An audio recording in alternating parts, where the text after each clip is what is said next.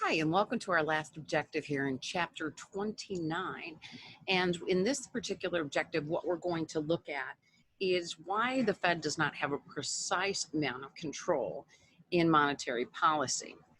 Okay, so let me go ahead and share my screen with you. And there we go. Okay. All right. So again, the Fed's control of the money supply is not precise, because they can't control how much money households choose to keep and hold as deposits in banks and how much banks tend to lend. So the two, um, I guess, question or unsure entities or people in this process are households, okay? And the second one are banks themselves. The Fed can't mandate that. They can say what's the minimum amount that you want to hold, but if banks decide to hold more than that, it becomes difficult in monetary policy. And that's what exactly happened after the economic collapse of 2008. Banks had a lot of bad loans that they had on their balance sheets, and they needed to clear those off. So they basically wanted to loan money, but only to individuals who didn't need money. And that was really why the Fed enacted some of those policies to start paying interest and enticing banks to loan to households. Now, I'm going to revisit the idea of Akerhoff and Schiller and saying we're not rational as human beings. And, you know, COVID, I think, really you can use that and say, well, Corona beer really went down in stock price because of COVID. I mean, there's no relationship there, but we're not rational. Okay, and here's a little clip on a bank run if you've never seen what that looks like.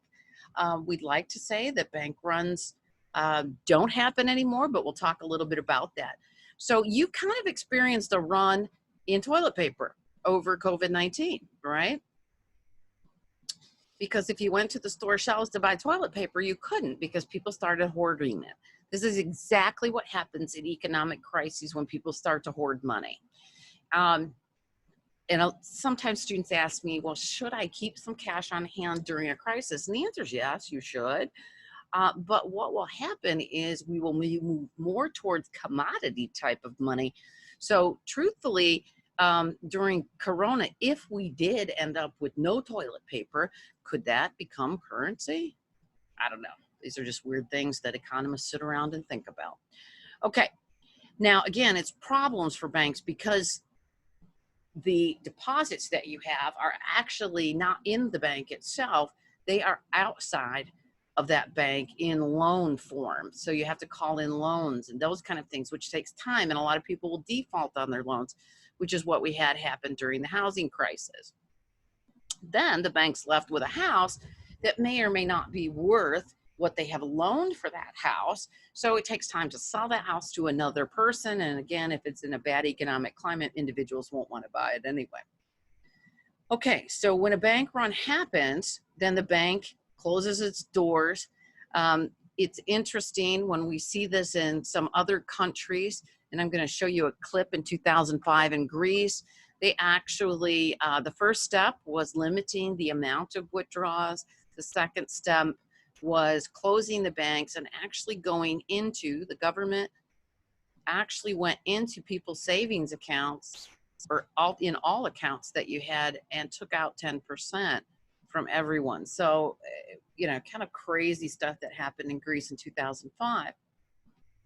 So again, lots of bank closings. We did see some banks closings in 2008 prior to the economic collapse, mostly because, again, those banks were engaged in housing and troubled assets and so on, if we look at them.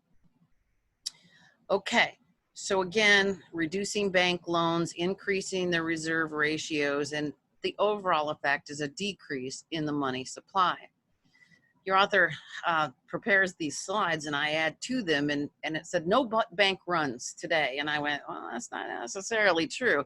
So if you want, you can go ahead and click on the Greece crisis. It's just a short 4-minute clip from Bloomberg, which talks about what happened in Greece in 2015.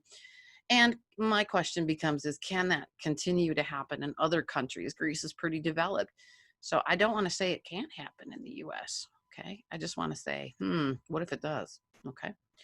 And again, we have the Federal Deposit Insurance Corporation that was increased FDIC for every account that is held by a Federal Reserve Bank. You have insurance up to $250,000. Anything over that is not insured. Okay, so one of the issues, the cost benefit of the things, again, that's what we always talk about in economics. What's the cost of this versus the benefit? Well, the cost is, banks can be a little more risky in terms of their decisions that they make, moral hazard, right? So that might not necessarily be a good thing. But the benefit is that it provides a more stable system overall, even though some banks may end up with moral hazard. Okay, that's the end of this learning objective and the end of chapter 29. And I'll see you back in chapter 30. Thanks.